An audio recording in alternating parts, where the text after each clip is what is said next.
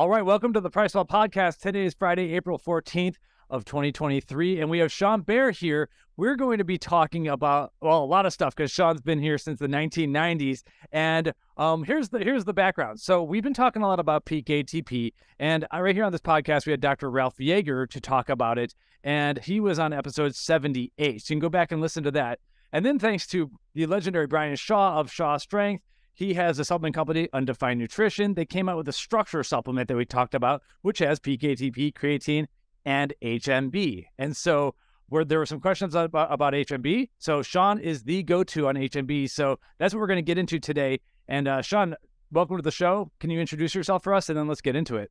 Yeah, as you said, Shawn Baier. I've been in this industry since early 1990s. I started off on the undergrad side doing research with the ingredient, moved into grad school, was doing work both in strength and conditioning as well as working in the lab. And I kind of fell in love with the lab side, pursued more, advanced degrees in the research side, but then the opportunity came knocking at Metabolic Technologies, which was the original company started around the HMB technology. So I kind of moved into a role of research and development, and then ultimately more into the kind of transferring technology concepts and marketing content from a science path to more of the commercialization. And then fast forward, I've worn multiple hats within the company, have an MBA as well as my master this side on exercise physiology and biochemistry. And, funny, small world, I've worn multiple hats in this stuff. So I've also been a competitive athlete. So I was, a competitive thrower in track and field at Iowa State University, moved into powerlifting, and those are the old days, and then moved into strongman. So when you bring up Brian Shaw, never to his level, but on his way up, he went to a few of the same competitions that I was at. And, I'm quite older. I would have to be in, I think, super masters at this point, but absolutely loved that sport because of the people I met. But I always applied the nutrition and the background of my science training along with what I would say is an understanding from my strength and conditioning life of training. So this area has always it's been a passion of mine since I was in high school. So I don't want to tell you how long ago that was, but still that was back in the weeder days with, liver desiccant and the old chewable protein tabs from Weeder. I definitely aged myself there, but it's where I've been and where I started, and it was really kind of fun to be part of the 1990s and kind of build up of the research-based ingredients. So I've seen that all happen, and I really feel like our industry there's a fork, right? There's people that have taken that road of research, and then the fork would be, you still see these companies that market television and throw out claims that are drug-related claims, and you've really seen this kind of split of our industry. But I think with things like PricePlow, what you guys have done is, like we were talking about before, I absolutely love this platform because you actually look at the science, and as you said, looking at HMB, it's been around since the 90s, and some of the people that didn't know how to market back then using science and used it in a way that was the old-fashioned way, if you will. But we've been sitting here grinding out the research on the human side, both sport nutrition, clinical nutrition, and then obviously work we've done with animal nutrition. So looking forward to talking to you guys. I've been a fan of Ben's and fan of you, Mike, and it's going to be fun to talk. I'm super excited for this, especially I didn't know that you had your MBA in business and stuff, but to kind of look at your background, I've kind of always said that there is a disconnect between the actual research and then what's actually even used in supplements, in terms of sources, standardizations, stuff, everything in that realm. And then the fact that you're an athlete makes this even more fun because then in that application in actual competitive athletes is an even bigger drop. I have a big background in powerlifting as well. So I do have to ask, when you say in the olden days, were you a multiply lifter? So that's where I really kind of split away. So when I was in powerlifting in the mid 90s, there was this, splitting off of, gosh, I think at one point I was laughing, there was 12 federations I could compete in within Iowa. And I was not like, I mean, it's a great powerlifting community here, but there were just so many things. You had all these different little fractions. So when I talk about using, geared lifting, I had single ply is all I had. And I remember the first time I saw like a triple denim and then like the canvas, I just looked at these guys, almost to exhaustion getting into their gear before they lift, shaking my head going, oh, I think I'm going to get my, kick today. And it did. I mean, I was, I'm 6'5" and I weighed 340 back then. And I thought I had a pretty good total. But man, as soon as they saw these guys that I could train with fairly well, what I would consider raw lifting in the gym with just straps and, nothing else, what they would do with that gear, it's like, nope. And I don't want to spend the time learning how to use or grease. And I'm not trying to take anything away from it. I think what they do is it's on a whole nother level of amazing talent and feats of strength. But I have a lot of us that are still in USAPL, and that's kind of still where I like to consider, the basis of the sport. Cool. Yeah. Don't want to get too your stuff, man. I've seen some of your, and they're very impressive. Thank you. It's killer. Yeah. I don't want to get too far into powerlifting because it kind of pales in comparison to other sports and fitness and stuff. It's kind of a still niche community, but talking to old school powerlifters is cool because it was back in a time when like that equipment was just normal. To get to squeeze yourself into a suit that helped you squat 1,000 pounds was normal. You'd see that at the local YMCA. And nowadays it is like, it looks like you're putting on a diaper. So it definitely looks weird to normal fitness enthusiasts, but always cool to talk to some old school people because powerlifting back then was just a different kind of sport. If you follow USAPL now, it's great because it's growing the sport. We have a lot of young people that are interested in lifting heavy, but man. Yeah, I've seen good friends that are still in it, Brad Gillingham and Brian Dermody, that are very dear friends, and watching what they've done to really grow USAPL. And obviously with the management and the people that are really in charge of the federation and what they've done, I really think they're trained, and they've done a great job of reaching the younger athletes through things like the Arnold and other, state level meets. Yeah. Yeah. I could talk powerlifting all day, and by no means am I still implying I'm an athlete. I still lift, but I don't touch the weights I used to. Probably good for all surgeries and repairs. Yeah. I was lucky. I got to find something that isn't composite wood to knock on, but I was able to get an 1,800 total raw and not tear anything major in my life. So good for you. Yeah, I got out with everything intact mostly. So, but on that note, I think HMB does have a lot of interesting benefits in that sort of realm. So, I think I don't know what the background is, where the best place to start is with HMB. Yeah, that's kind of where I wanted to start. Like, first off, give an introduction to the molecule, but you've been there since the beginning in the 90s, and we've kind of alluded to. I tell people that PricePlow, I realized we needed to get into content back in the mid to late 2000s. I started seeing a lot of people asking for studies and asking for like actual research in the bodybuilding.com forums, and the brands at the time were just talking down to the consumers, and there was an opportunity for us to talk science, and here we are. So it seems like I would love to know how, like, what was going on in the 90s when, talking about this cool novel ingredient and everything. It must have been like more Wild West than ever before. So if you can kind of just, give us the what is this ingredient, and then like let's get back to the 90s. I would love to just hear the stories, and then we'll like talk about the actual research. Sure. So I'll tell you kind of the evolution of how it came about, and it's actually before the 90s. Stephen Nissen was doing research, he's an animal nutritionist by training as well as a DVM. He was doing work on branched chain amino acids, knowing that there was a protein balance benefit with or potentially with branched chain amino acids. And why was that? Obviously his work, and I'll try to fast forward this, his work led him to leucine. And then looking at various feeding studies, he realized, well, it's got to be some type of signaling as well. So he looked at the various metabolites of leucine, and that's when he came across beta-hydroxybutyrate. And he started doing research. And again, all that research was in animal nutrition.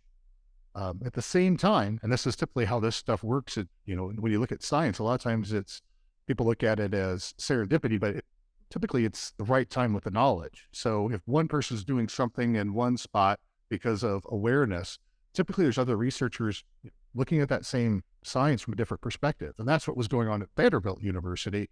was Nagia Boomerad was doing clinical research on really looking at the metabolites of leucine, or more importantly, branched-chain amino acids at that time, and leucine in clinical settings. So outcomes related to muscle, we'll just refer to as muscle health, but in things like, post-surgery, pre-surgery, post-surgery outcomes, along those paths.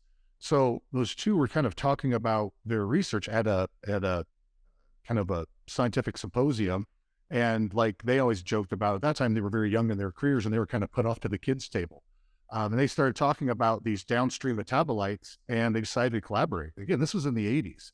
So fast forward, Steve was looking at the clinic or the animal nutrition side, and Nagi's looking at the clinical side, and they decided to kind of combine efforts and compare their data. And they started pointing more and more to this must be signaling, and this must be related to potentially this beta-hydroxy butyrate.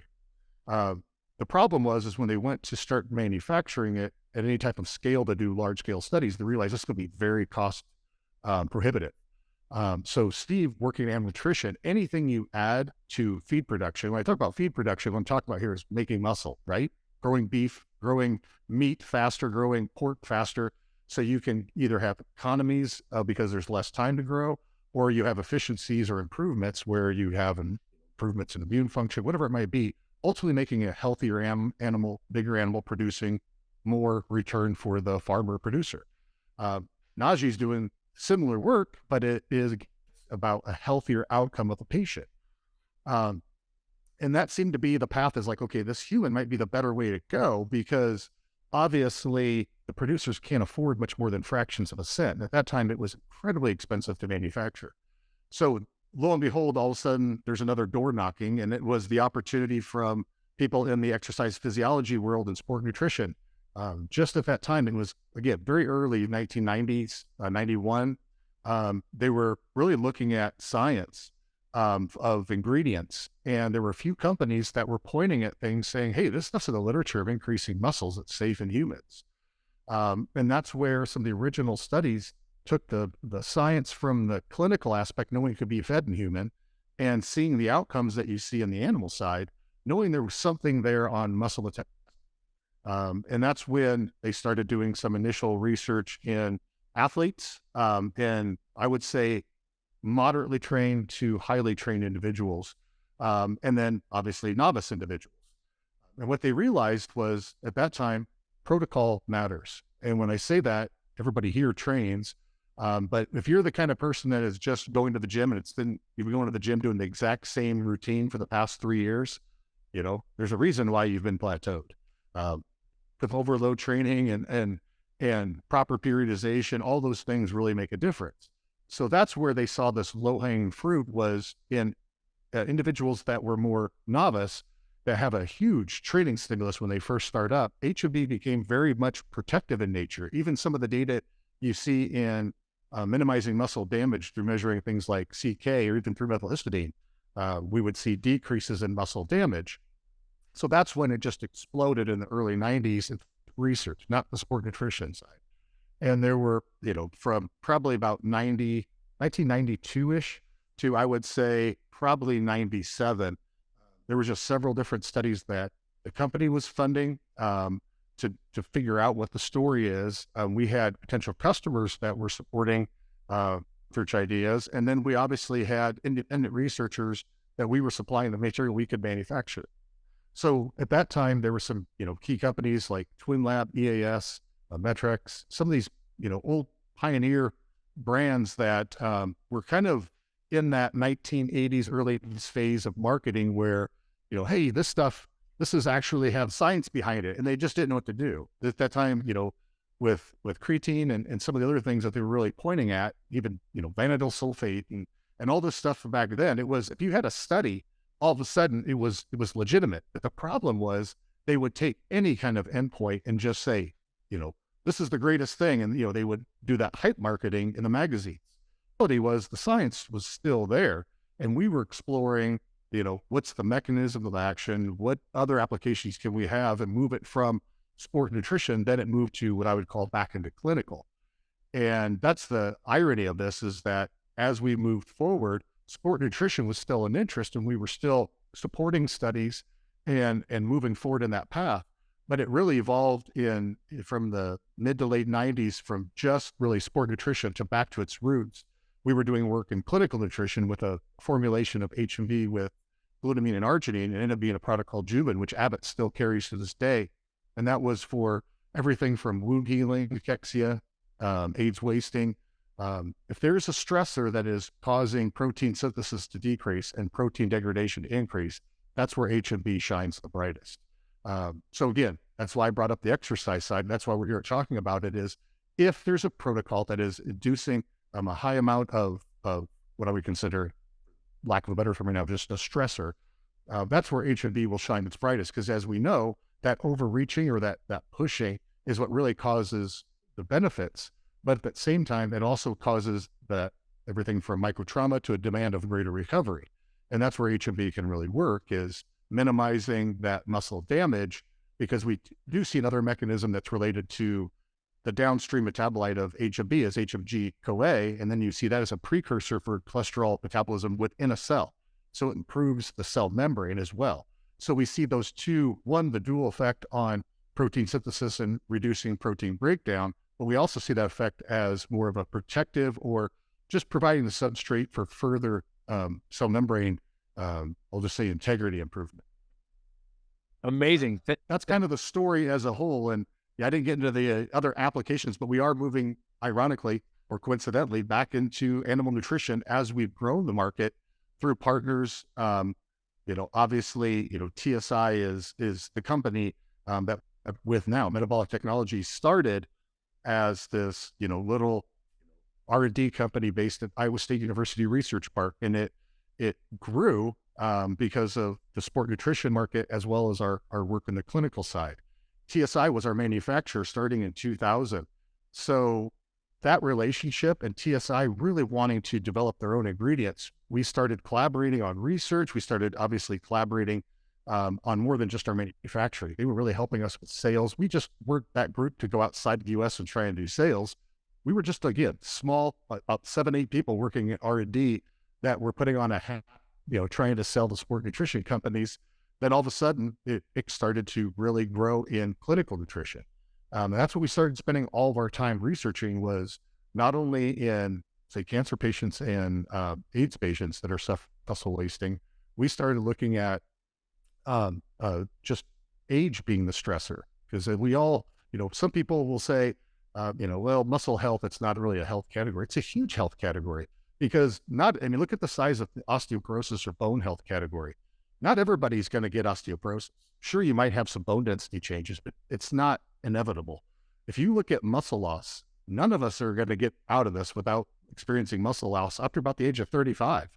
You start seeing, in our 40s, 50s, about 10 to 15% per decade of muscle loss. And that just, it's almost like the inverse of compounding interest. You just start peeling off muscle.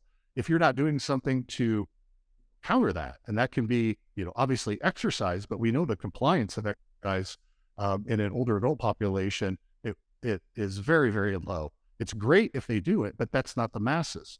So if we can get people taking, nutritional interventions and being about, how they manage their muscle health in their 30s, 40s, and 50s, as well as after they start losing a significant amount of muscle mass, that improves quality of life later. And that's where a lot of my research shifted to. And that's what the company did, again, through the 2000s.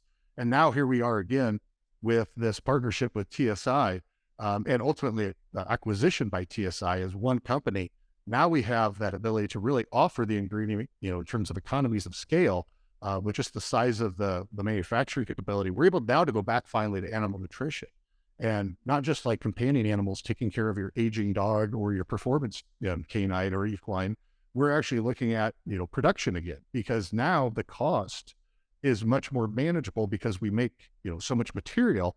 It's just basic economies of scale. We can finally start getting this into, production. And I know that's not your guys' interest, but that's kind of the evolution in life of where we started. It's funny, we've come back to that in many ways, where our origins were, but our heart and our growth really came from sport nutrition. Awesome. Thank you so much. Wow. Okay. Actually, that is my interest. I love talking about animals. I was going to ask if it is in some animal feed now. So That's really cool. It's how it's come full circle. Okay, so there's a lot of vectors we can go into because there's a lot of demographics. Let's put the animals aside. We love them and all. But so you have like people who are sick, you have just, standard aging, and then we have the most of our demographic here are younger guys who want to build muscle and everything. So it seems like there's some different applications. First off, it seems like you're combining so I'm going to stick on the first two for a bit because you're combining glutamine and arginine. I think they're pretty big doses too. I'd have to look at the study. What was it, 14 grams? Yeah, so 7 grams of each, and 1.5 grams of HMB taken twice daily. That was the original, well, as the Juven formulation. Right. Yep. And Can you go ahead. I was asked if you can explain why arginine and glutamine, because these are two other ingredients that have kind of been cast aside in the sports nutrition realm, even though we do know a lot of their various benefits. Right. So, and I'll just throw another one in there. In some of the older adult data we were generating, we removed glutamine and we went with arginine and lysine. Mm-hmm. And sometimes it's easier to start from that aspect because it's the most recent one. But in looking at you always want to look at the pinch points when it comes to trying to work with targeted nutrition. And many times when you look at protein metabolism, we really get enamored, especially because of sport nutrition. We start looking at, it's branched chain amino acids, it's the essential amino acids, and it is, we really like leucine. And obviously we do too, right? That's where our real research started, was in branched chain amino acids and leucine research.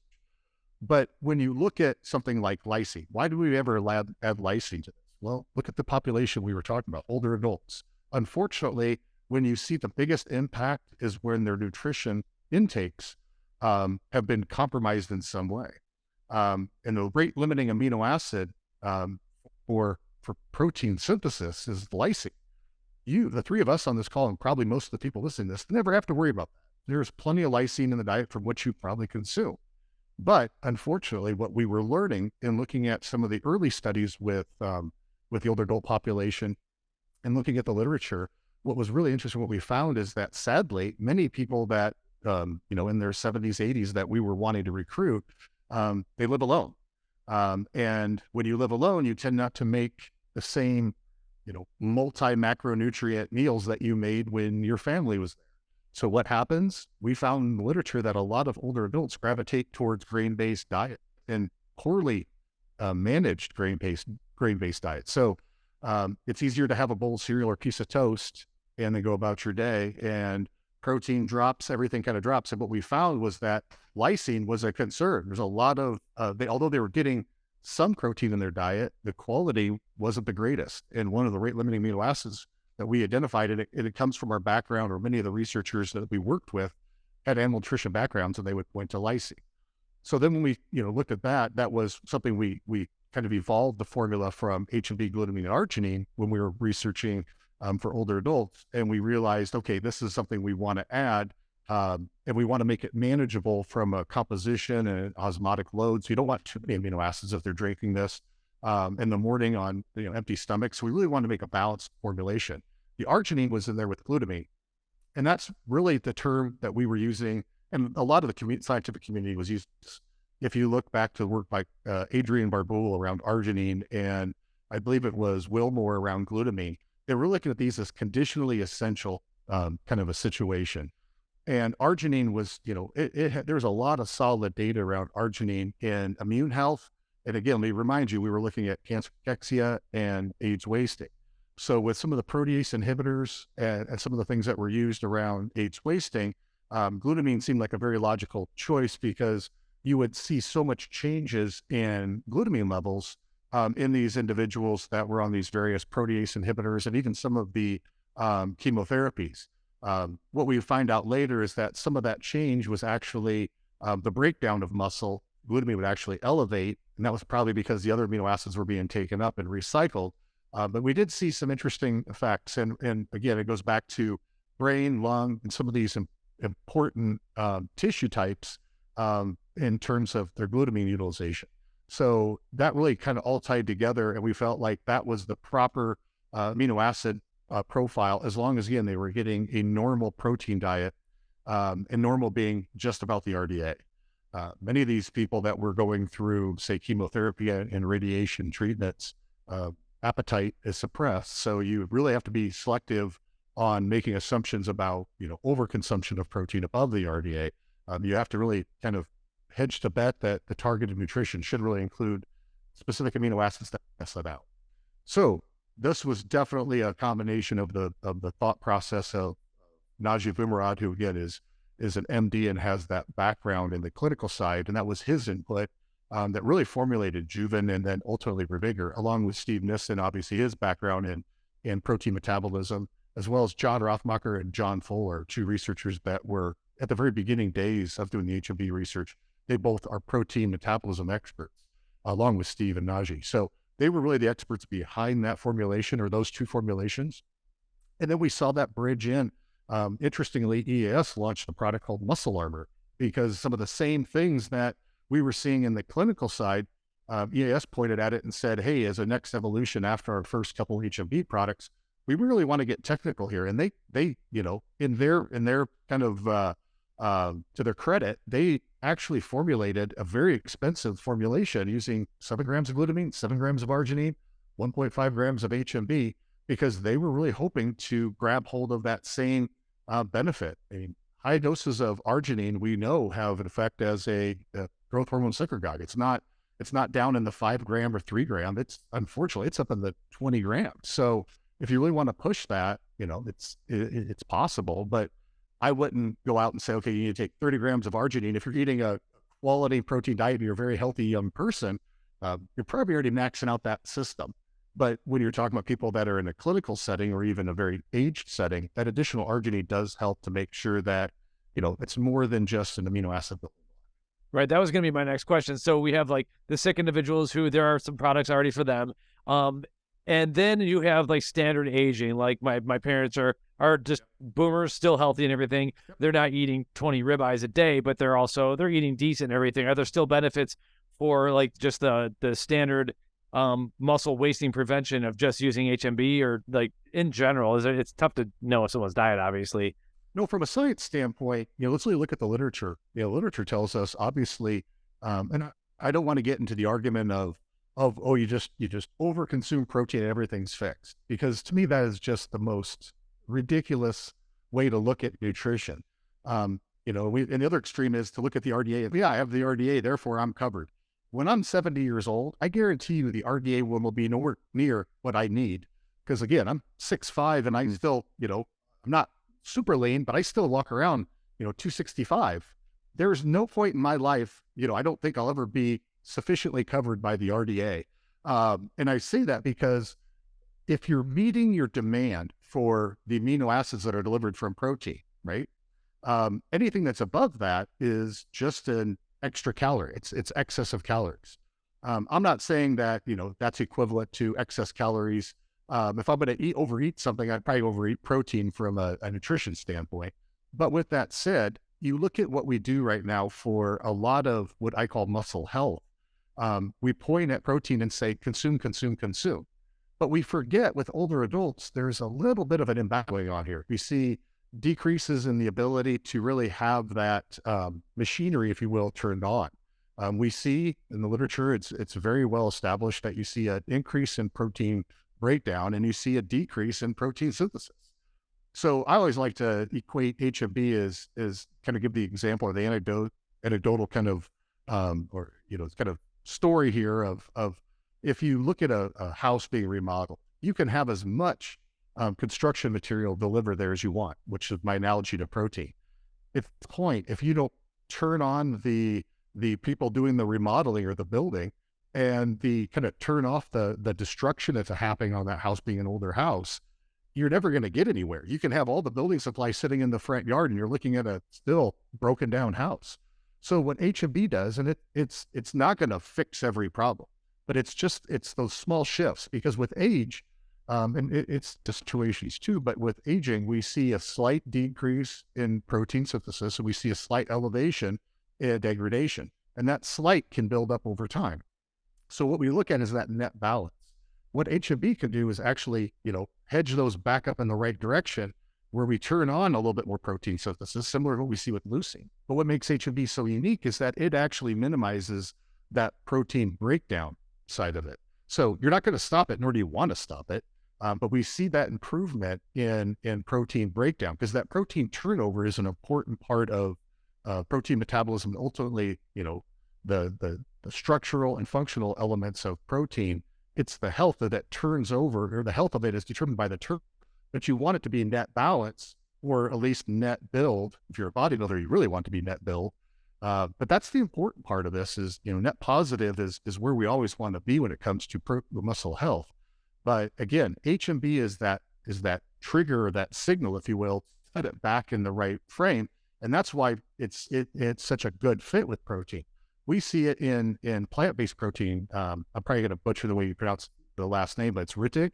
If you look at the paper he did on comparing HMB and soy protein to whey versus soy, when you add HMB, it makes it more like the anabolic benefits of whey. The reason why is whey is rich in what? Leucine. So you see that protein synthesis go up. The beauty, again, is HMB also works on that protein degradation side. And that's the anti-catabolic. And that was the original position, was that nitrogen sparing, anti-catabolic standpoint of HMB that was really marketed in sport nutrition. I love your construction analogy. In a previous lifetime, I worked at a brand, and I used to travel the country explaining supplements to GNC managers. And this was in the kind of the turning point from, we went from being BCAA rich to talking about full spectrum EAAs. And the analogy that I would always use was that BCAAs was construction workers clocking in. Like, you can start the shift, but you needed those other 6 amino acids to be the brick and mortar of that building. That's really, that's great.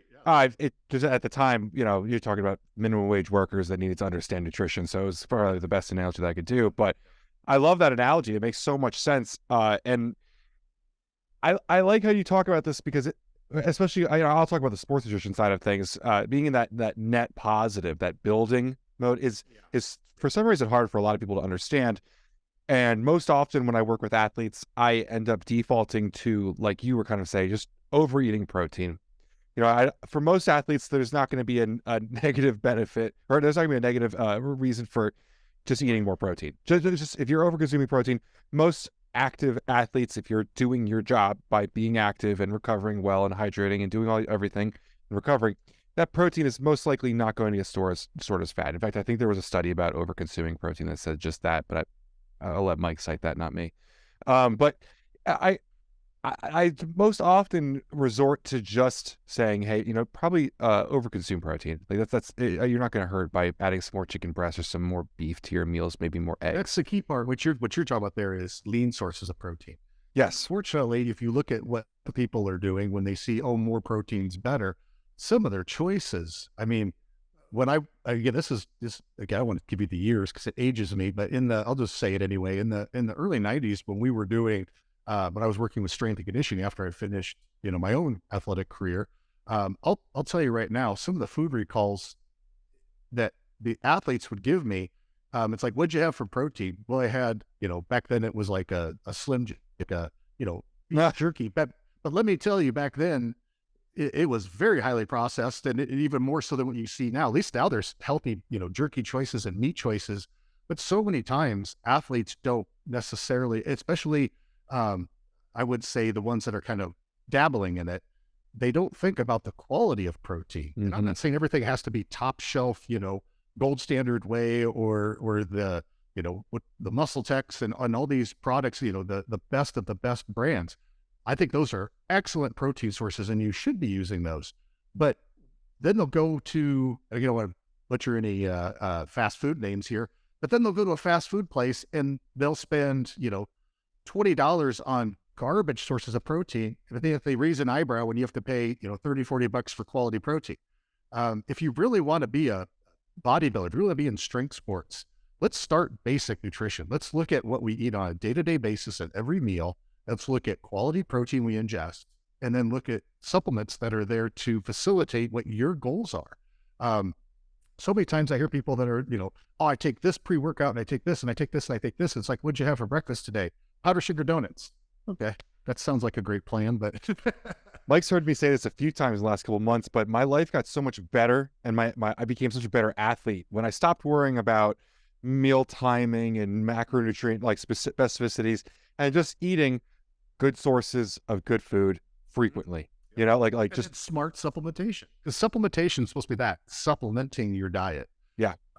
If that's your first choice, where you go to, look at what everybody from the community, sport nutrition community is doing at your gym or wherever you're at, online, social media, and you see them taking these products, you also need to pay attention to what they're posting and what they have out there of, here's what I also do for my training, my sleep, my hydration, my macronutrient, my micronutrient, and here are the supplements, among other things.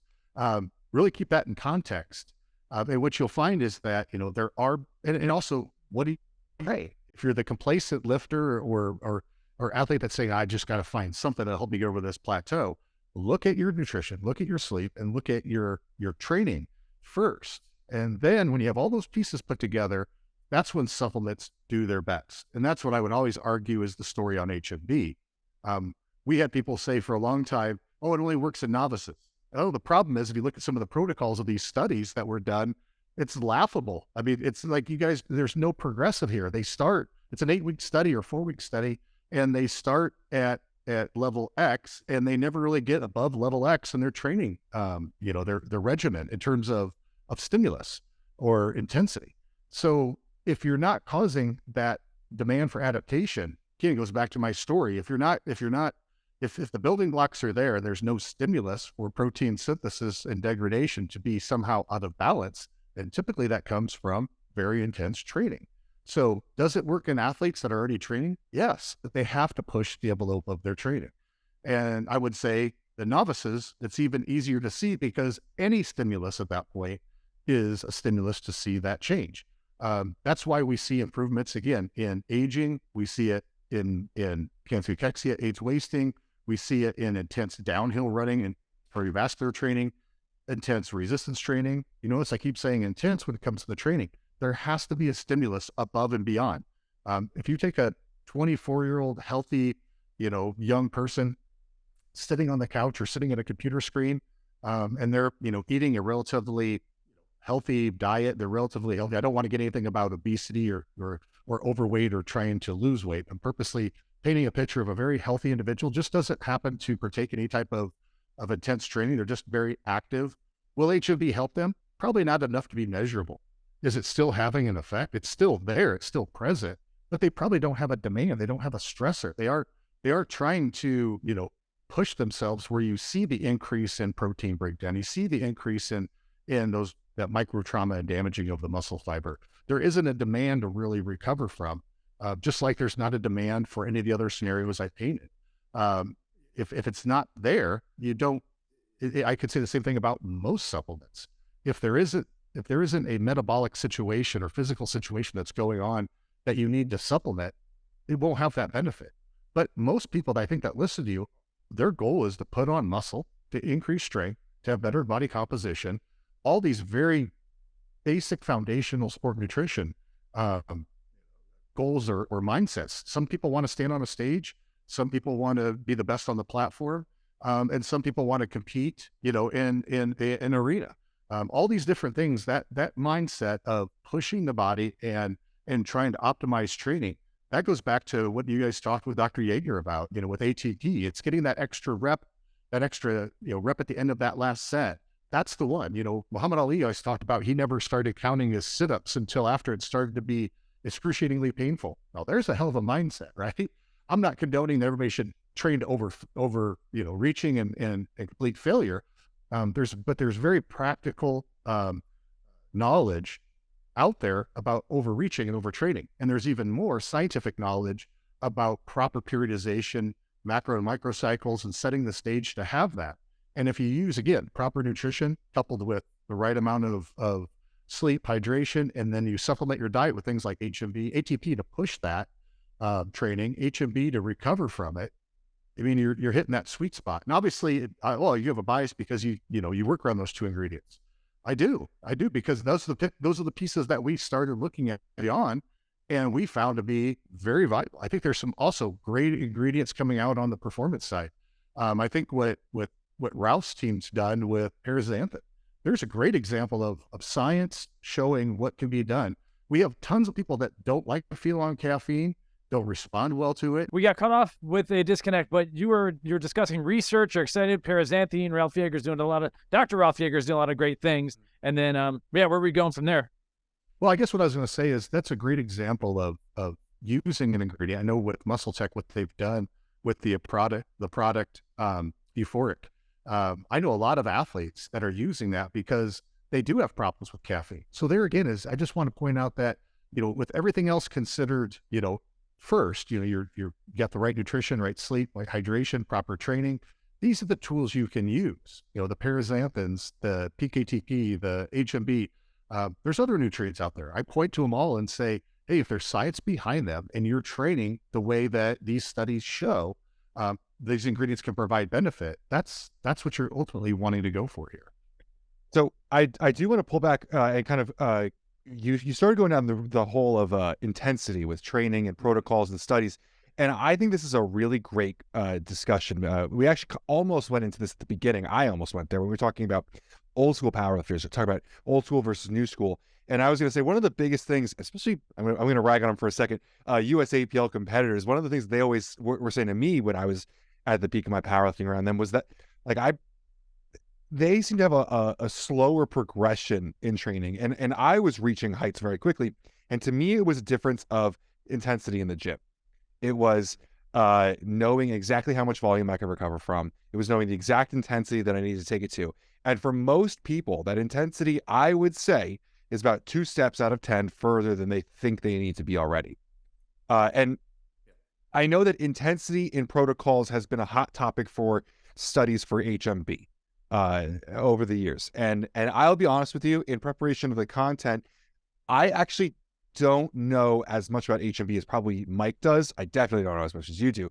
And so I definitely would like to go down this rabbit hole on what were the protocols that were used for HMB, what should be the protocols used for HMB, and can you talk to the differences in intensity on how that works? Because one thing that I want to note that you brought up about Dr. Ralph Yeager with his studies, when we talked to him last, he was talking about the protocols they put people through for PKTP, where they were training these guys as competitive powerlifting. They had them on I think an 8 to 10 week peaking protocol where it was overreaching. There was a rebound effect. They allowed them to test it. And the question to me really is, if the placebo group is getting more gains than most people in the gym already are, is that an issue for the findings? Because to me, I would love to see everyone training at that level. But does that, I don't want to say that creates an issue, but no, take it away for sure. Yeah. So this is exactly the issue that you have when you have people that haven't kind of got, you were a competitive athlete, you were a power lifter at a very top level, and you know what it takes. You said that those 2 steps forward. So many times we look at research protocols, we think, oh, this is a resistance training protocol. You look at it and think, my gosh, this is it. This is something that I would probably use and consider a maintenance on a deload phase for a power lifter or a bodybuilder or a collegiate athlete or a professional athlete. It's just not, there's not a stimulus there. It's like, all right, so where do you remax it? So that study you were talking about that Dr. Yeager was talking about, that was the overreaching study we did with HMB as well. And that was a protocol that we worked collectively together on.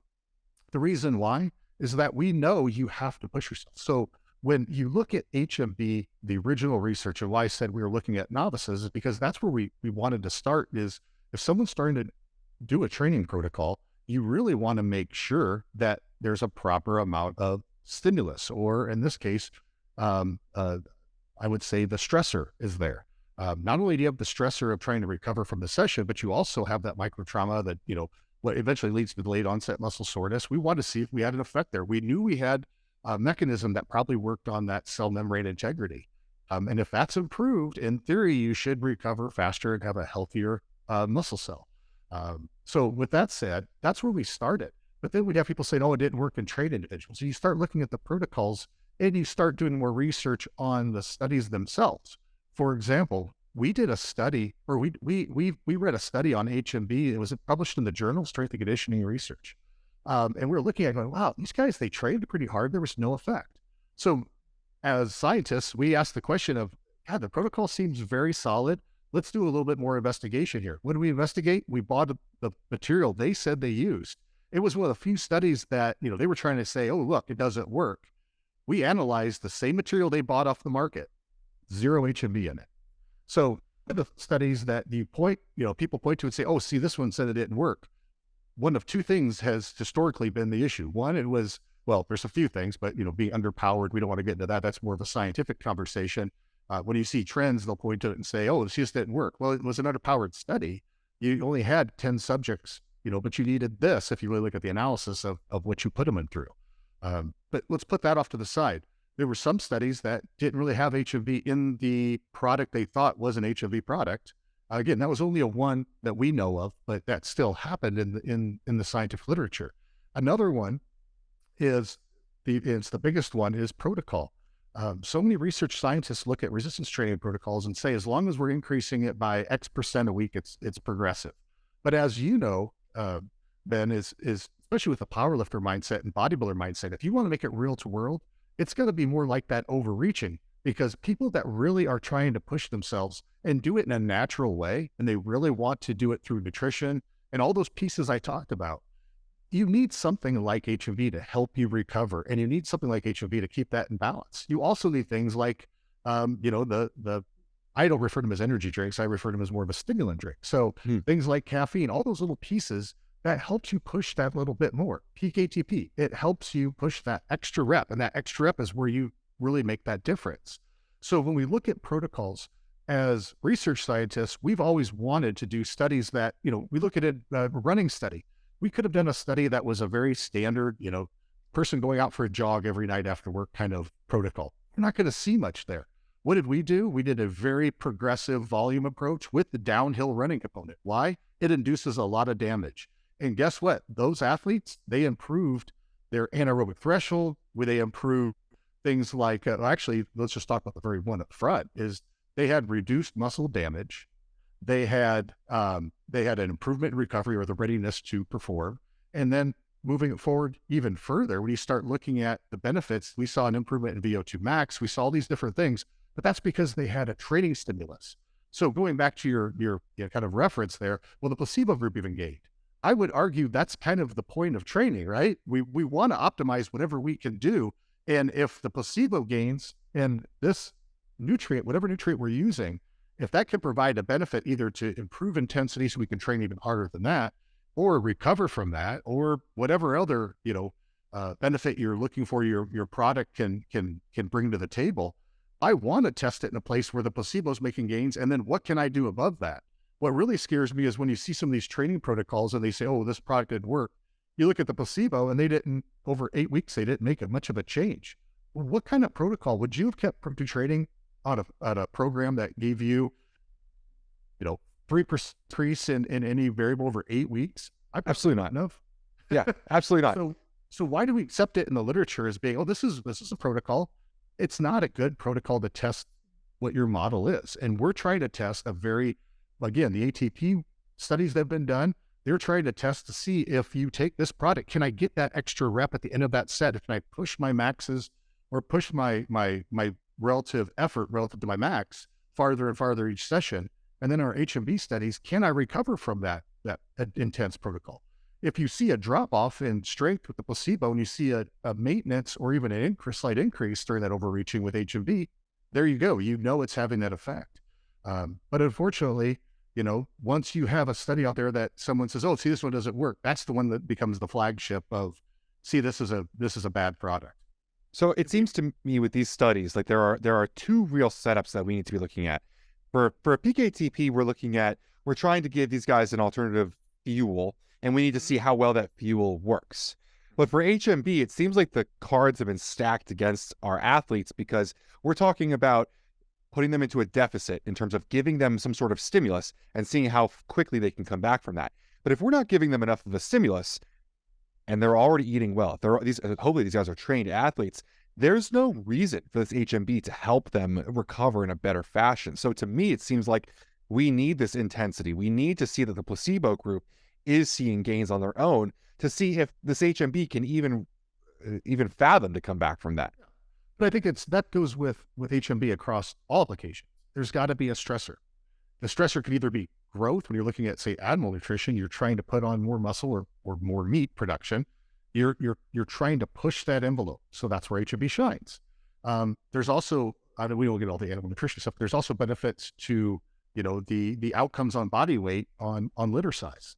And that, again, that's a stressor. That is an incredibly stressful environment when you're trying to have multiple animals in a single litter. It's stressful.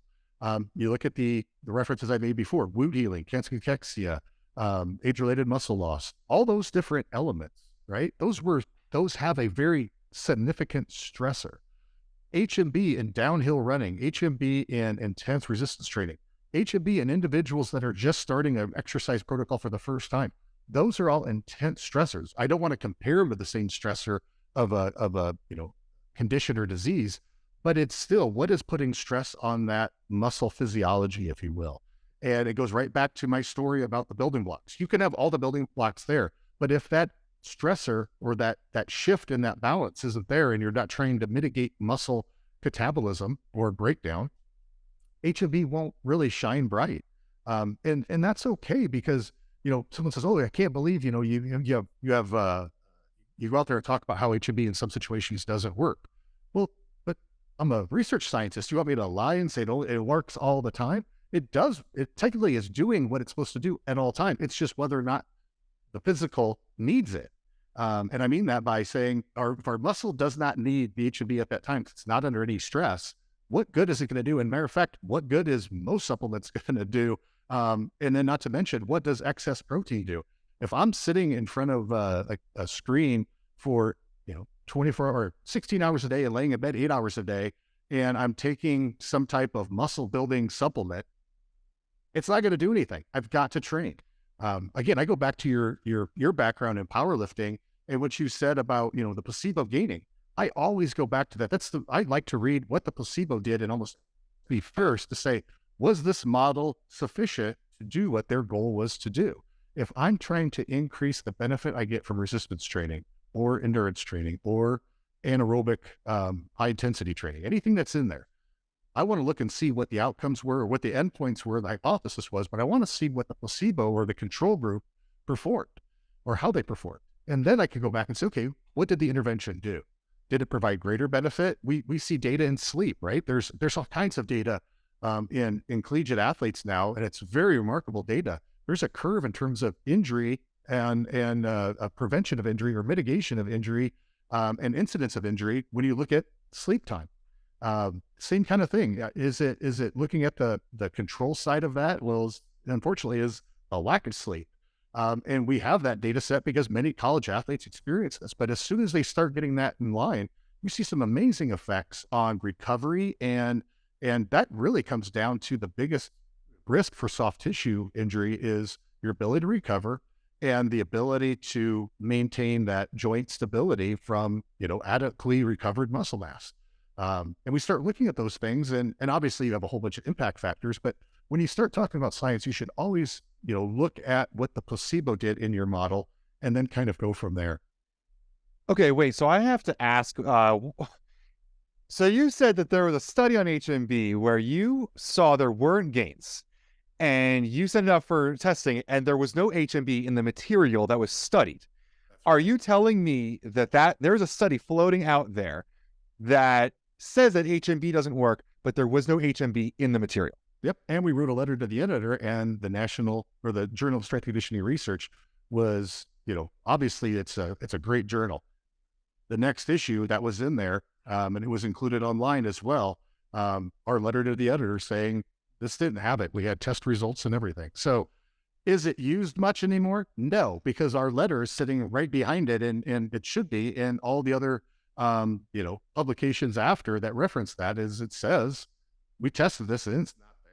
So was this a finished product that was, I'm sorry, Mike, was this a finished product that was used in a study and you tested the finished product? So they put on there the brand they purchased, and we have a full analytical lab that we have, and we also have one we work with. So a third-party lab, got the samples, we took it in the lab and said, this is the one they did the study on. Just trying to make sure, because honestly, there are companies since the beginning of HMB have been knocking off HMB, and we just wanted to make sure that let's make sure we didn't know this company. they should have been purchasing it from us. And we thought, we don't even know this brand. What is in this? Because we've seen material that, I mean, I hate to say it, there's material in the marketplace that we see higher than normal levels of mold. And you can't have that in ours because, one, of our quality, two, our methods of manufacturing don't use water. They use, solvent. So it's a completely different synthetic manufacturing process. We see stuff in there that there's no way should be on the market, but unfortunately it's there. And we were worried about that at that time. We're thinking, oh, this is just a lower quality and that's why they didn't have the effect. We did the analysis, or I didn't, well, the colleagues did, and some of the additional third-party testing we did. We actually got to the point where it was, well, let's retest this. Maybe we did something wrong. Nope, no HMB. Wow. Okay. So that study, well, first off, we are going to need links for that study for the show notes. That's wow. So that study is still, it hasn't been retracted though, like by the journal. I'd have lawyers all over this, but when we did. So when you have letters to the editor, typically it's put in there, and then that is kind of like, in essence, we're talking about the print form. So once it's there, until that letter comes out, it's not removed. It's still in the print form. So that print form existed. Our letter went out, and yeah, we're real happy to connect you with that. And you can actually look it up in the Journal of Strength Conditioning Research. Dr. John Rothmacher wrote the letter to the editor, and yeah. Around what year was this? I have to go back and pull that up. It was, I want to say mid-2000s.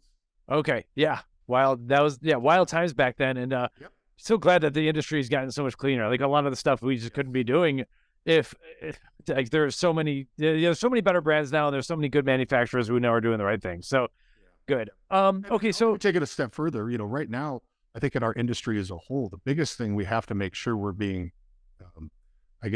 observant of is what's the material that was tested? Because a lot of the safety and toxicity studies that have been done over time on, say, for example, let's use HMB because I know that one so well. That's based on material that we did. And so many times I've heard it as, oh, well, you guys are the ones that fund this study. Well, guess what? Most companies don't just volunteer, hey, I'm going to go do a study on somebody else's ingredient. Or, a lot of these studies cost a lot of money. So who's going to invest in it? The companies that have the rights and the benefit of seeing what their product can do. And I say this because all the safety and toxicity research that's been done over the years on HMB is using our HMB. And I would say the same thing about the efficacy, even pointing out the fact that there are studies out there that have bought stuff off the shelf. And unfortunately, when researchers buy stuff off the shelf, their purchasing department says, well, here's a cheaper version. Let's get this. Guess what? That's the reason the cheaper version is cheaper. It didn't have HMB. And there's other things that are like that, right? So when you look at the lion's share of the safety and toxicity and efficacy data that's been done over the past 3 decades on something like HMB, it is on our material. So although there might be other stuff they can source, just a little cautionary tale. I don't know what else is in there. I don't know what residual solvents are in there. I don't know if there's ever been one safety study on any of those. Our self-affirmed GRAS, all of the safety data that's been published over the years is based on our HMB. And that is actually something that our company's doing, along with some amazing associations. The MPA, what Dan Faberkamp does, he works hard to make sure that our industry is well represented in Washington, D.C., but also looks out for, hey, there's rules out there that there are companies that don't follow. There's, great associations across, our industry.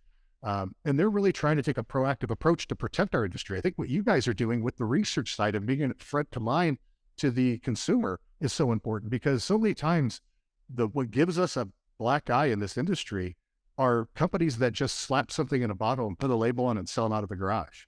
And you guys are saying, wait a minute, let's check for quality ingredients, let's check for consistency of manufacturing, and let's make sure what they say is in the label is actually in the ingredient, and let's make sure that works. So that's why I was pretty excited about coming on here is I appreciate what you guys do, because as a company that's based in research and knowing where the industry's been over the years and where it's going, this is, we need to keep checks and balances, and it comes from internal. It's not just going to be FDA and FTC, which I'm glad they exist, trust me.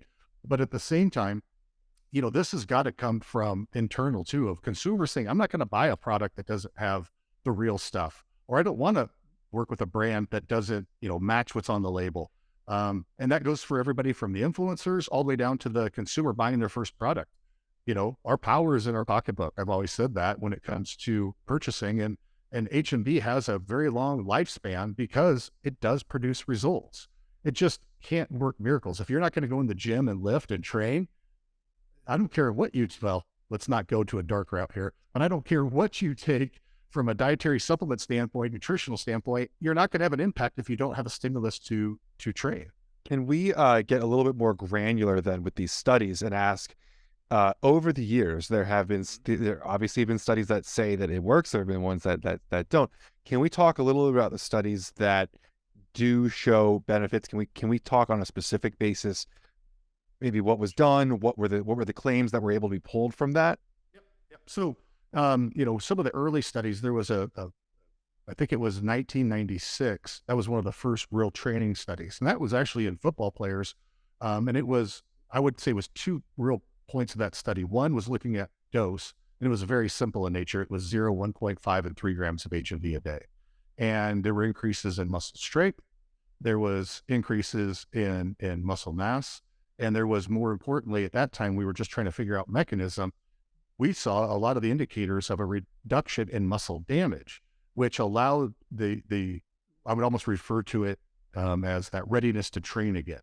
So what you observed during that study is that the individuals that were on the HMB, they were able to push that training a little bit farther, a little bit faster because of their readiness to train, and they were recovered. And therefore you had, again, I think a dual benefit is faster recovery and a greater ability to recover from frequent training gives you a greater training stimulus. So again, that goes back to increased muscle mass, increased strength, and improved recovery. And then fast forward a few years later, we started doing some work in both men and women. I would say more of the novice group. And that's where we saw the greatest impact were those individuals that were really pushing that envelope because they were not only novice, but they were also on the progressive overload training protocol. So we saw improvements again in muscle mass and muscle strength. And again, this reduction, this blunting, if you will, on CK levels where the placebo group had an enormous amount of muscle damage. We moved into some endurance type protocols. I mentioned one or two of them already before, but we saw improvements in VO2 max, lactate threshold, or the time to lactate threshold. In other words, that burning sensation from really pushing your that anaerobic window, it's those multiple reps, or even think of it like going to that 200 range on 200-meter run or sprint to a 400, that kind of window of time and intensity. What we observed was that you had this push of that lactate threshold where you see that upswing or that hockey sticking. It was pushed out the time and at the rate of that gain. So that was simply because HMB improved that protein synthesis in the cell. And not all protein is just functional. Some of it is actually either structural, and there's also components to having the ability to metabolize and deal with energy substrates. So a healthier muscle is a more efficient muscle. And that's what we observed, is that efficiency, or that greater muscle mass, allowed for more muscle fibers to be firing in sequence and in series. And then you end up getting less lactate accumulation, and then threshold is pushed out. So all those little pieces really point to it as, again, if you have intense training, you have that recovery. And then, if you want to dive deeper into some of their training protocols, we had the overreaching study that was done, and there's been numerous ones between that and previous mentioned ones in the 90s, where various training stimulus, most of them, again, even the ones that I would point to and say, although they used HMB, we really didn't have any say in the protocol. If you look at them, there's always a component, even the ones that people have said, well, see, this doesn't work. You look at some of the benefits on muscle damage, because one thing we know, even moderate increases in intensity typically elicit muscle damage. You see an increase in CK. And what's been very consistent over the years is this blunting of muscle damage with HMB supplementation. So although the protocol might not have been as sufficient to really push and continue to, see the outcomes that we would expect from an intense protocol, those moderate protocols still produce benefits on muscle damage and recovery that we still point to and say, the data don't lie. I mean, the results are the results. Data are data. We actually did a study in older adults.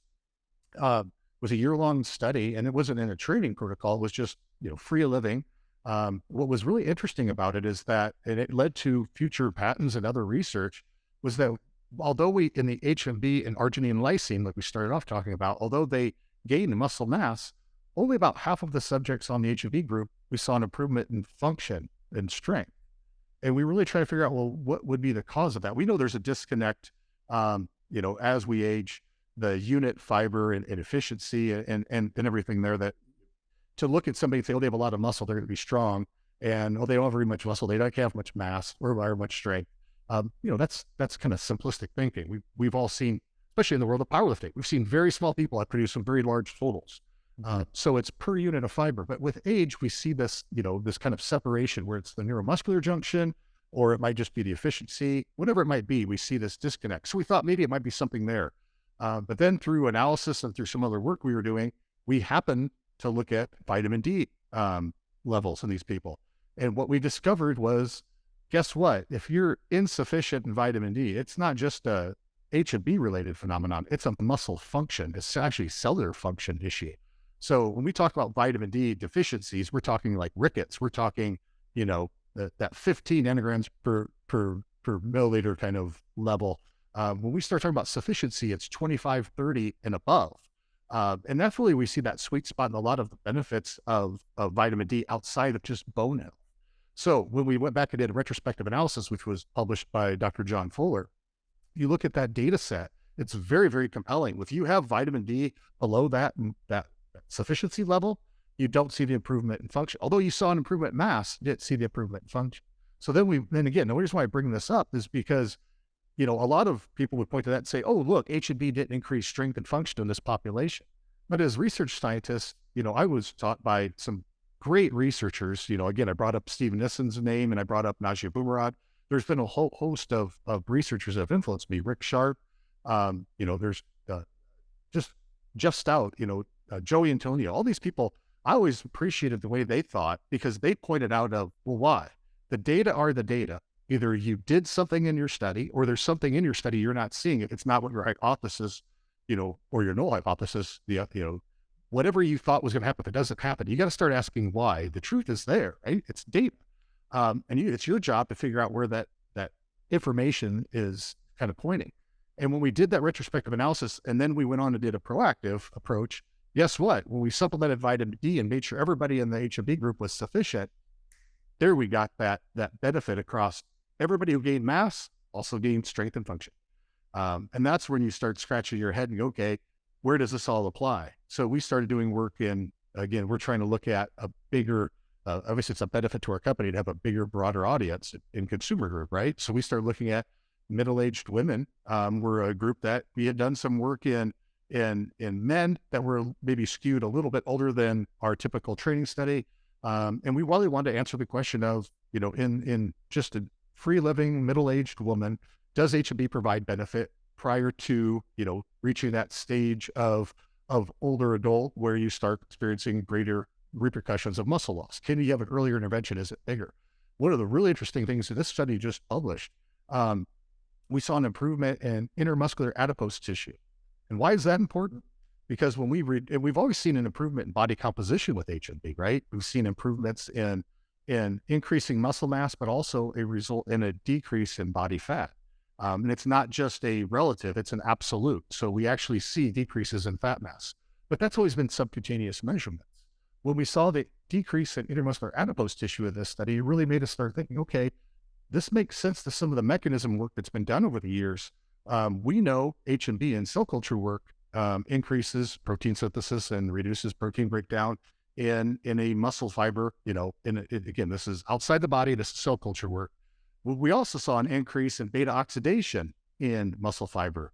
But in fat, we see an increase in lipolysis when HMB is present in the cell culture. So if that's the case, if you think about everything, if you think of the old, Sigma biochemistry chart, nothing works in silos. If you flick something on here, you probably need to flick something on here. So in looking at that, if you think about how, if HMB is truly sparing protein breakdown, and we utilize that many times during states of fasting, when we're doing calorie restriction, we know we lose muscle as we lose fat, right? So if our body is somehow protecting that loss by having HMB present, what does it make sense it should also do? If HMB is signaling to turn on protein synthesis and maintain and prevent protein breakdown, it better be turning on something else to utilize as fuel. So, in that perfect system that we have, that we live through in our biochemistry, you see HMB also serving a signaling role in turning on lipolysis and increasing beta oxidation. So if you're preserving that muscle, you can also think about it as freeing up fat stores or fatty acids for utilization by those muscles. So that makes sense why we see this change in IMAT, or intermuscular adipose tissue. And when you look at that, why is that so important? That's part of the whole entire system that we start talking about metabolic disorders and metabolic changes as we age. Because when you start seeing high amounts of intermuscular adipose tissue, what you also typically see is a change in insulin sensitivity or building up insulin resistance. And then there's a whole host of other issues that come about. And then you're also losing muscle. And then eventually you get to start looking at sarcopenic obesity and some of these other things. So again, it always comes down to, if you chase what the data is telling you, you will find typically the real story. And that's why, I like looking at the data that says, HMB, in this case, really works great in the novice trainer. But why? That doesn't make sense. It's just novice. It's not just novice. You've got to have that training stimulus. You've got to be pushing it. It's just easier to elicit that change in a novice person because any stimulus is more than what they're doing.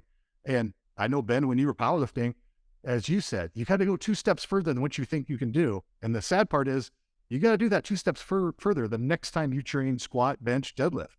And then, by the way, you got to do it again the next time. You got to go those 2 steps further. It's a painful process to be a powerlifter or any athlete or anybody who's trying to put on muscle mass above what I don't hate to use the word set point, but what we're predisposed to carrying around. It takes a very large amount of work to get above that. And then to get above that, it takes even more. So that's why, again, I always go back to proper nutrition first with your macro and micronutrients. It goes back to hydration, sleep, proper training, more importantly, proper recovery. And then when you use those supplements, that's where it becomes key to have the right ones that are meeting the goals of what you have. If you're just on a maintenance program, will HMB help? I don't want to say it's not going to do anything for you, but if you're not really pushing yourself, that's the problem with some of these protocols. It's just not a stimulus that's going to make much gain. And that's why the placebo groups don't see much change.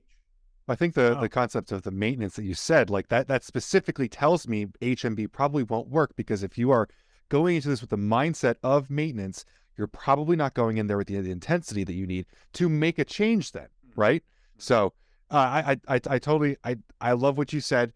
I love this whole thought process. I think that with a lot of our data that we look at, I see studies all the time that I complain about, but I want to kind of change my tone now with what you're saying, because in a silo, like you're saying, bad data is a bad thing, but when we then can put that against another set of data where things are controlled for differently, we can find the Venn diagram and see what works. I guess my only question, because I heard Mike had something he wanted to say too.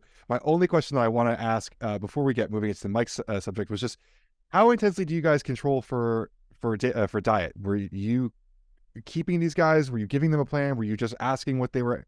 Love that question. Brilliant question. So every study, we've always had different researchers that have suggested different things. So one of the first studies I mentioned, that one with the football players, these poor guys had to come in every single meal and eat with our researchers. It was brutal from a researcher standpoint, and it was brutal from them having to sit in the same room with the same group of guys. And it wasn't like it was in a dining hall. It literally was in a exercise physiology classroom.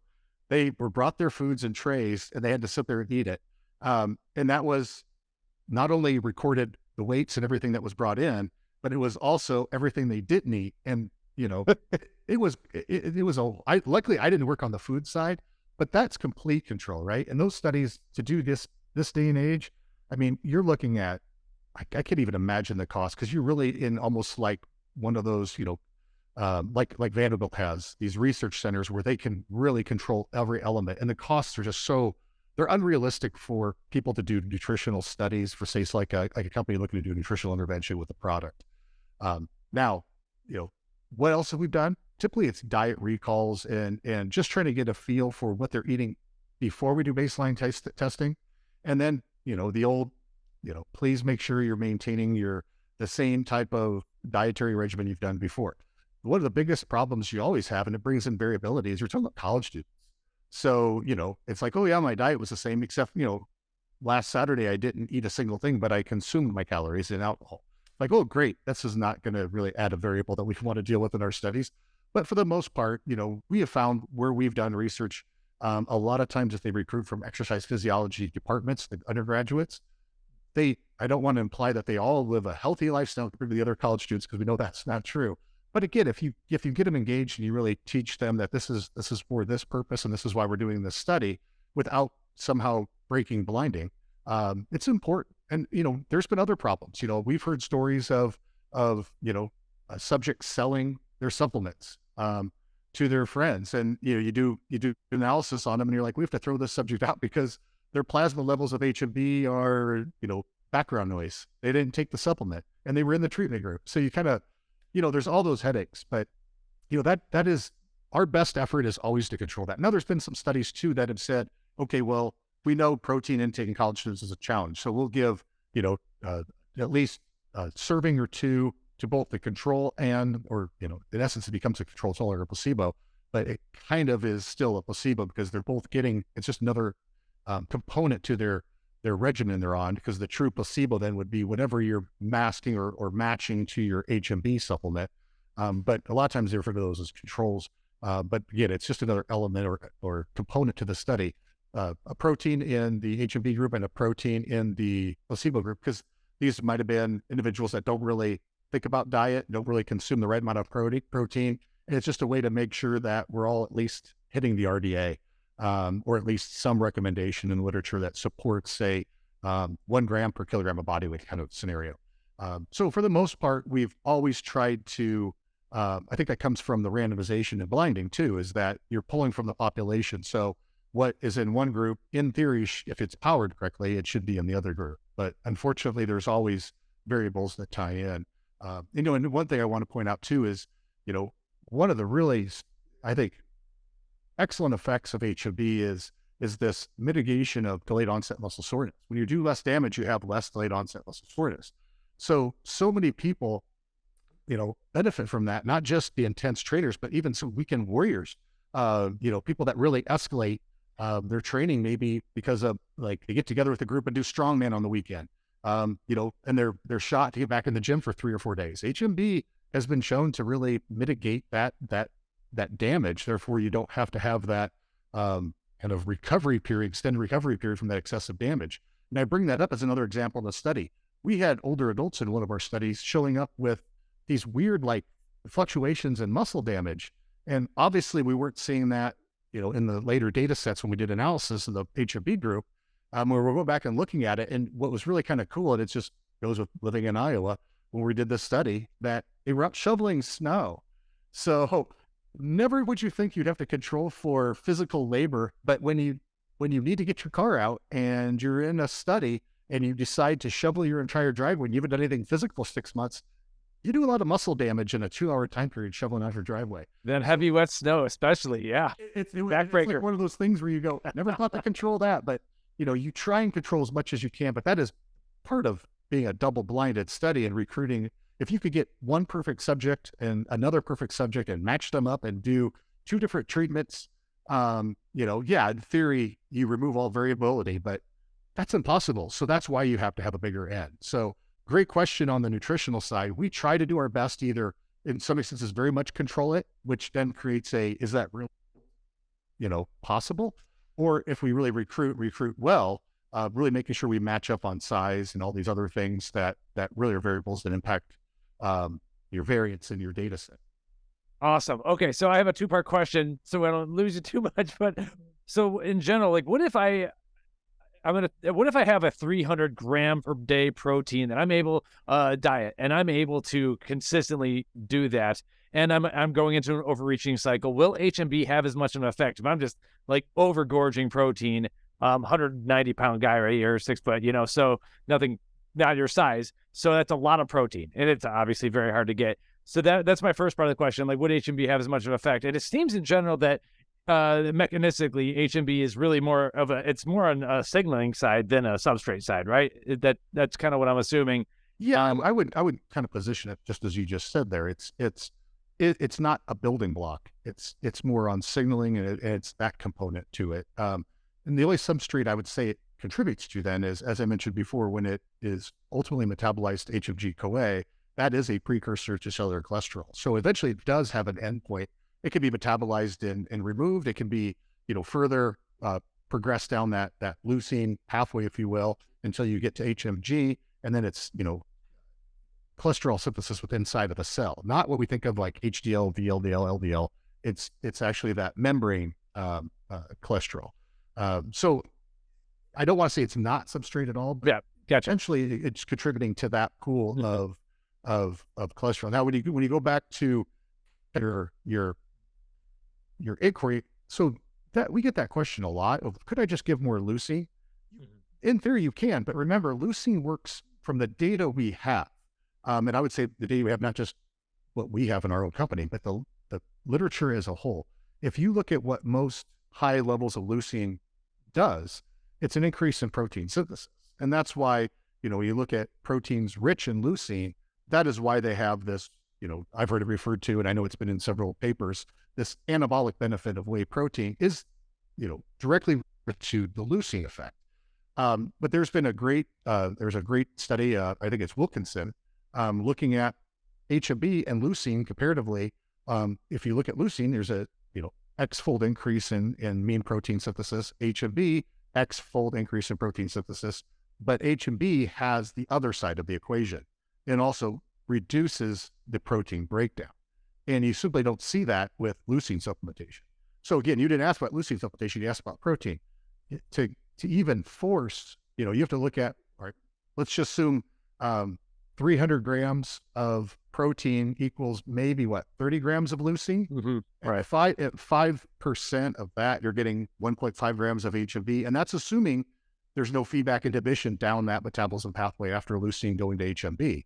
There could be feedback inhibition that pushes back on that. So even if you were to get there, it's better to supplement that 300 grams. You're better to throw the 3 grams of HMB with it to get the additional benefit of the protein, mitigating some of the protein breakdown that occurs, and also the benefit on that cell membrane integrity, preventing that damage. By all means, you're hitting a very strong protein synthesis stimulus by the protein you're taking in, probably the excess calories you're taking in, and the leucine you're taking in. But let's look on the other side of that protein metabolism exchange, if you will, or that balance, because no matter what you do, you always have protein breakdown and you have protein synthesis. We're constantly in that spin, right? So if we can mitigate some of or reduce some of that protein breakdown, even in that very well-fed, trained individual, you're still providing a benefit. Gotcha. Thank you. Yeah. It seems like you hit a... Better be training hard, though. Yeah. Oh, right. That's the issue here. So yeah, no, it makes sense. Like at protein, it's of course harder and harder for someone my size to eat 300 grams of protein every single day. And then there's a law of diminishing returns in terms of cost benefit, where, the HMB is a little bit better. Now I got to go way back in this podcast. You were talking about like quote unquote our HMB. So I want to actually talk about the ingredient names, which is actually myHMB, lowercase m, lowercase y, uppercase HMB. And so there's a couple of forms, including one that's with vitamin D included, and then there is a free acid form, there's a calcium form. So can you quickly give us the sales pitch? We've been talking a lot of science, so now we'd like to hear what these different forms, the benefits are. I think with the vitamin D, it seems that's more on the elderly side, we'll just say, but yeah, let us know. Yeah. So again, great questions. I love that. I will never do a true pitch because by coming from the science side, to me, the science sells it, right? Right. That's what you guys built your entire platform on. That's why I'm very happy to be here, because we can talk the science. And if you use not social media, someone saying, oh, this is crap, this is great, you actually look at the science. This is where the rubber meets the road, as they say. So looking at the forms, originally when we did HMB, we wanted to simply deliver it in a powder form because that's what the market, that's what everything wanted. Even the animal feed side, it was better to be in a calcium salt form. And that's why it's a dry white powder, and you see it that way. It's very stable. As a matter of fact, we have material, even in liquid, we see calcium HMB being stable over 10, 15 years. It's a very stable small molecule. We always assumed that the HMB would just dissociate from the calcium because it's the gut. But based off of pharmacokinetic data, when we started looking at other ways to deliver HMB, we were going to start doing some gels and things. We thought, well, let's just get away from the calcium. We really don't need the calcium component to it. If we can, and HMB free acid is a liquid by nature. It's kind of a viscous. I don't want to call it like an oil. I want to apply it's that thick, but it's a little bit like runny honey. And the reason why I point this out is because, okay, so now we can do things like, clear beverages. You don't have to worry about any of the calcium, HMB, settling out. Not that that was a big issue. We were trying to optimize various forms of delivery. But when we did, we wanted to bridge this into some of the existing safety and toxicity study. One of the questions you always have to do as a researcher is, it is a different form. Is this the same? And when we did that, we realized, okay, the pharmacokinetics are a little different. Oh, and by the way, some of the benefits we're observing when we started doing other studies with it, we're seeing faster absorption at a greater area under the curve, which if you think of, I take this right before I train, I'm probably going to have a greater protective effect because I have higher levels, faster, longer period of time it's sustained. So is one form superior to another? I would argue that the HMB free acid is superior to those that are training, because if you're taking it acutely right before you train, that's where you want the levels the highest, and immediately post. So if you take it before you train, the blood levels are up and they're sustained. But does calcium HMB still provide that benefit? Yes. So that goes back to myHMB and myHMB Clear. We also have it under the name in more of the sport nutrition brands, BetaTOR, which is the myHMB Clear or the HMB free acid form. And now going to the HMB vitamin D, it's myHMB with vitamin D. We offer that, but so many companies formulate with vitamin D already that, we offer it both in the combination as well as myHMB with the last two RIP around the combination as well. And the only reason why I point that out is because you made a comment about it being, more the older adult. That is very true. We've done some work in middle-aged women in training, and we see that benefit with myHMB and vitamin D. But I just want to point out, the literature around vitamin D is really pointing to vitamin D past that old, bone health, preventing rickets kind of thing. And if you look at a lot of the literature, especially in athletics, I was just talking to, I think, one of a brilliant researcher at North Carolina, Abby Smith. She's very much in tune to athletes and female athletes, but just generally, when you talk about athletes, she has a great understanding to the demands nutritionally and some of the things we talk about core nutrition and what they can do. You look at what they're doing, they're analyzing athletes before and after their season for vitamin D status. The reason why is there's more and more literature coming out every year, it seems like, of individuals that you think athletes, they're getting tons of sun exposure. Even athletes in Australia, there's been a study, there's one in Miami, I believe too, where they reference this kind of indirect decrease in D because of the promotion of protecting your skin from the sun. So use of sunscreens, long sleeves, staying indoors, doing some of your training indoors. You see this vitamin D drop. You also see that relating to performance elements. So there's a lot of research now with NCAA, or there's getting to be more NCAA kind of trainers and those that are responsible for the nutritional dietitian kind of element of these programs, looking at athletes and saying, make sure your vitamin D status is adequate and not just preventing deficiency, but sufficiency, because it directly relates to function. So again, going back to our data just happened to be that example, how we discovered this. Do I think that same thing applies to athletes? I definitely do. Every athlete I've worked with and I've consulted with, again, I talk about some powerlifters I've worked with. I still work with athletes as kind of an old hobby, of mine, of people call me and ask for nutritional advice. I've worked with triathletes, to master swimmers, to professional football players, to baseball players. I've consulted with athletes, and I almost always give the same speech about, proper nutrition and that. But one of the things I always point to is, what is your vitamin D status? I mean, you guys are constantly training indoors. You're doing this. Your vitamin D isn't there, and you're playing about, by the middle of the season, we see it a lot in hockey players. By the middle of the season, they start seeing this detriment performance. We assume it's training volume and performance volume, but it might actually be related to vitamin D. So it's not a very expensive supplement. Just make sure that you're getting an adequate amount of vitamin D. It's not a very difficult thing to get tested, get your vitamin D levels tested. And if it's you talk to your doctor, look at the normal ranges and look it up in the literature. I'm not here to diagnose or treat. I'm just saying if your vitamin Ds are above that rickets level of, like in the single digits is terrifying. If you're in the teens, it's pretty scary. But if you're getting up into 30, 40, 50, good, that's great. But if you're down in that, 20 range, you might want to think about taking more. And that's why I go back to, although HMB and vitamin D, yes, the studies are in that skew older. It's something that we definitely point to athletes and those for muscle function purposes. You better have sufficient vitamin D, because I don't care what supplement you're taking. If you're not addressing that, that's going to be a problem. So HMB will still help you increase muscle mass. It still does what it's supposed to do, just like every other nutrient. But if you're insufficient of vitamin D, I would argue you probably have issues with, whether you take high amounts of protein, it's not going to fix your vitamin D status. So again, it goes back to, we know these things from, single studies, but sure, for us really to vet this out like we've done with the older adults, we'd have to do an HMB vitamin D in training adults. But again, I think you could point to the literature and see the benefits of HMB in the young athlete, as long as they're training hard. And then you could point to the data that's out there on vitamin D in athletes and say, this is probably why we should be taking vitamin D with it. Wow. Okay. Thank you. Yeah, we were both caught there on mute. Incredible. I don't really have any further questions. I kind of got my 300 gram protein overload question in, so I thought that was important. I'm fascinated. I think, this has been an incredible episode. Like, you're completely welcome back on here anytime you want to talk about a study, and we will tear it apart. Can I ask a question that's slightly off topic but tangential to this that I think is still kind of relatable? There's a lot of, one of the things I really enjoy about the industry right now is there's a lot of data-driven training. There's a lot of influencers.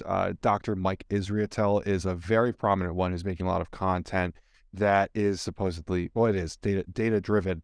But one of my worries is that a lot of the data sets that we're working off of are not always super relevant to the actual trained athlete, I would say. And one of the big things that we talk a lot about is protein dosage, total protein for the day. And I generally just tell people to eat their body weight in protein. I don't think you can go wrong, like what we were saying before, by over consuming protein. However, quite often we're faced with data that shows, I think, over 0.8 grams per pound of lean body mass is probably where the limit is. But in terms of intensity of training, do you think that there's a lot of maybe I would say like status quo, or do you think that there's a lot of industry standard takes that could change if studies were produced at higher intensities? I think it's in kind of both camps, right? I think you bring up a great point right now is we always look at protein as, more is better. And that really came down to, for so long, so many people were not cognizant of the amount of protein they were intaking, right? So by default, they were probably taking in less than what they really needed. So when we start talking about optimal amounts, it comes down to those variables you're talking about. Yes, a bigger, stronger, I should say, training hard individual, if they're bigger, if they have just more muscle mass, their demand is going to be much different. That's why I kind of start off by talking about the RDA of that being ridiculous for someone my size. Mm-hmm. But I think there's other elements there that we forget. We forget about the intensity of the training, the amount of damage you're doing, the repeated. I will always point to, good sources of quality lean protein are always going to be better than, inferior. And what I mean by that is highly processed. Unfortunately, if it has other macronutrients or poor quality protein in it, it makes you question then even more. If you're training hard and you're getting some substandard protein sources, it's even more important that you supplement with products that are very much targeted at delivering high quality protein in an easily digested format. So in other words, like at least your hydrolyzed proteins, you're getting protein in your diet. It's not as hard as it used to be, right? There's so many sources and there's so many great tasting products. And I only point that out because I think the is kind of between the two sides of this equation, or the sides of this story. Is one is, let's make sure we actually know what, testing athletes at various size and intensities, right? And I don't think it has to go down to each sport or anything like that, but you have body type, you have amount of muscle mass, and you have the amount of intensity that person's going. I do think those studies are needed. I think there's been some great studies that have been done over the years, even looking at what the Dairy Council has done to, point out how, chocolate milk can be used for recovery. But that's just, again, that's a marketing tool. I think there's so much more science that can be done there. There's some brilliant researchers that have been around protein metabolism that'll point to and say, as long as the individual's protein requirements are being met, you don't need excess. But you know what your exact protein requirement is? No. So how do we figure this out? I think that's our duty. And I say our duty from a standpoint of research and scientific community, not the duty of individual consumers or companies to do that. But where does that funding come from? It's going to have to come from these companies that have a vested interest in the claims they're making of more protein is better. Let's really put that to the test. But also let's put it to the test of, are those people that are doing these things consuming enough protein, or could they make better strides by having? It goes back to my analogy. If the machinery is there and you're not adding, my analogy of sitting at this house being repaired, if there's no building blocks in the front yard to build it, everything's there to work, you have a problem just as much as you have one where you have all the building blocks sitting around and there's nothing on to build. That's what I mean by two sides of this equation. It's easy for us to point at the underconsumption, but it's also, let's look at it and see what our true demand is, and let's meet that and find ways to maybe not require that every single person has to have an individual study done, but let's start grouping this stuff together to understand, to your point, your listeners, what really is needed by the bodybuilding community, the strength community, for the demands they put on their body. What is their real protein requirement? And let's stratify that on body size too, and not just weight, but fat-free mass. How does this all equate? And what's the best equation? Because since the 90s, I've been hearing, it's 0.8 grams per kilogram of body weight. And then I heard, you want at least a gram per kilogram of body weight. And then, it's evolved. I've heard, you want 3 times that. And I've heard people say, oh no, you're still fine with the RDA because, you recycle so much protein and, autophagy dumps so much amino acids into the system. Show me the data that say that that's true for a powerlifter, a bodybuilder, or somebody doing CrossFit or any other, high intensity program. I just don't, there's great data there, but I think there's a bigger answer that's yet to be. Yeah, I 100% agree with you with the concept that there's no reason to go over, the reasonable amount that we need to match the intensity. But in the same conversation in these last 2 hours, we've repeatedly talked about people need to be training more intense than they probably already think that they do. They probably need to kick it up a couple steps. Well, in that case, how many of these studies have been putting those participants at that level and then still been saying, because I think, if we say 0.8 grams per pound of body weight is probably similar to about a gram per pound of fat-free mass. It's hopefully most people are not over 20% body weight. Right? Yeah, per kilo, but per pound.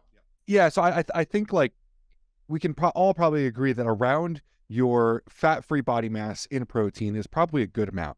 But if you are actually pushing the boundaries, right? And everyone wants to think that they are pushing the boundaries.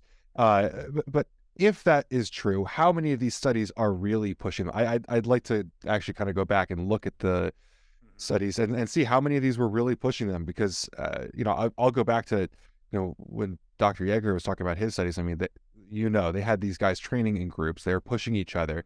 These guys were going so much further than where I honestly see most young athletes these days on their own in the gym. So I'd love to see that happening more often. Not that it's accurate to a lot of athletes in today's day and age, but so that we can get a better idea of what happens when athletes actually train at speed.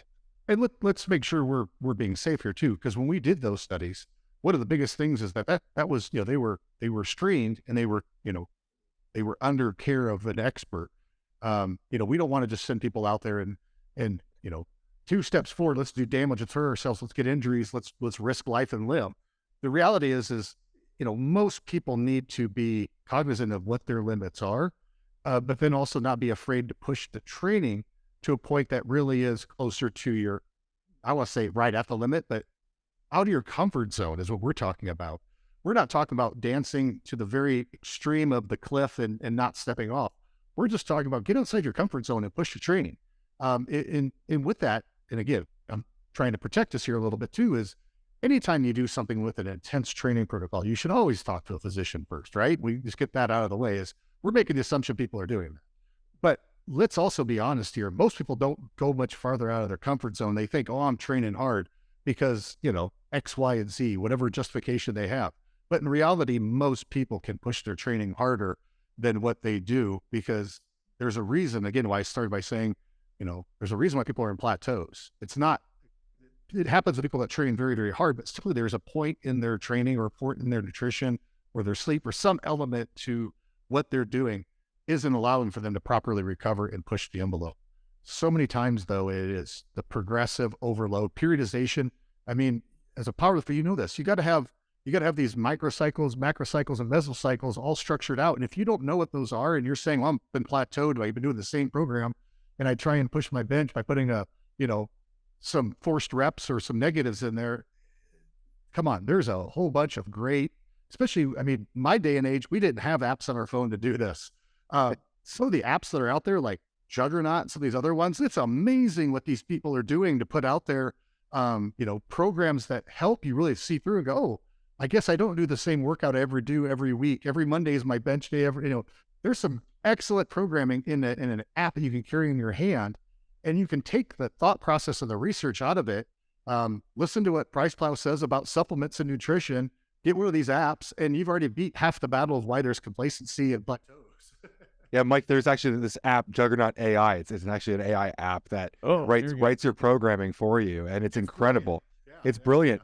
But it's funny to me because I would say back in Shawn's day and age, if people were just training hard, that was what drove results, was getting after your training partners and telling them to stop, I'm not going to curse right now, but stop being a wuss about your training.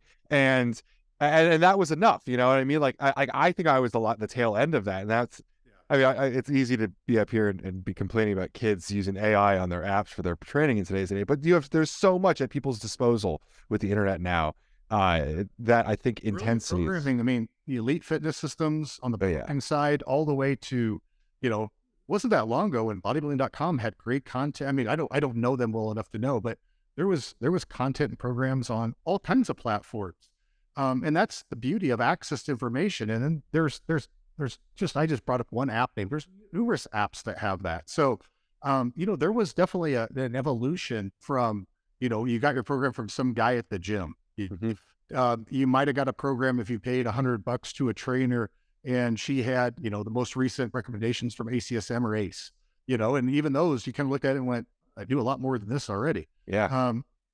Now we have so much technology where we could really dial in our nutrition. We can really dial in our programming. And quite frankly, there's apps for sleep. There's apps for everything you could possibly think of to dial in to make your results the best they possibly be for you. And that's why I keep going back to this. I love being here because this is the one I listen to. I pay attention to PricePlow. I love it because you guys, again, go back to the science, and it's not a sales pitch. It's just, this is where we talk about science. And if we talk about the science of the ingredients, that in essence is a sales pitch. Is what we say matches when the consumer uses the product. It matches the story that's being told or the data that's being presented. Then you have truth in your marketing, you have truth in your product. And that's why HMB's been here for over 30 years, because there's truth there. It's not all the data is exactly the same, but then again, if you look at the consistency in the lion's share of the data set, it's very well supported in the literature that HMB, when there's a stressor, it works. And to have this platform to talk about it to people that are just coming into the community, that's fantastic, because, the strength community is always evolving. We have people coming out, we have people coming in. And what used to be old, if people don't know about it, it's a great tool to use. Thank you so Shawn, much. Well, thank you so much. I was just, a couple of years ago when I was telling Ben, we need to get serious about the podcast. You are literally the exact definition of the type of person we wanted to pull out. Like, where have you been? You've been stuck in the lab too much. We need to get you out here more often. So thank you so much for coming on. This is exactly like what we want to do on the PricePlow Podcast. So it's incredibly exciting. Are you out there on social media? Where do we find you? Like, what's your? I think we have people on our staff that'll tell you, point you my direction, but I don't do much on that platform or on social media platforms. I'm sorry. Well, do it. No. There is an entire HMB Instagram if people are looking to learn about that. TSI, HMB, myHMB. We have Team myHMB. We have great athletes that do a great job of sharing content, their training, how they use myHMB. People I've mentioned: Brad Gillingham, Brian Dermody, Sam Dancer, Aaron Stern. There's just a whole host of athletes of different disciplines they participate in, and my gosh, they are some amazing athletes we have the privilege to work with. Awesome. Will you be at the ISSN event? You mentioned a couple of researchers that are usually down there. Yep, I typically go. I was there last year. I don't know my schedule just yet. I have some other travel I'm doing too, so we'll just see how everything kind of fits together. But yeah, typically I'm at Supply Side West. I'm at ISSN. There's a couple of international shows I go to as well. I used to go to the Arnold and Olympia every year and walk the floor and talk science with people, and love that. Did quite a few, the early days interviews and stuff like that were more on that platform of a podcast. But yeah, it's something I love being around this industry, and I do a lot more on the research side, attending conferences, and what I'd say is more of the business to business than business to consumer. But again, I love going to the shows like the Arnold and the Olympia and Fit Expo. Those are all, great venues to see what brands are out there, to see athletes out there utilizing it and performing, and it's fun. Well, we'll have to link up if we're at the same one soon. For sure. Yeah. Awesome. Thank you so much for your time today. Thank you, guys. I appreciate the opportunity.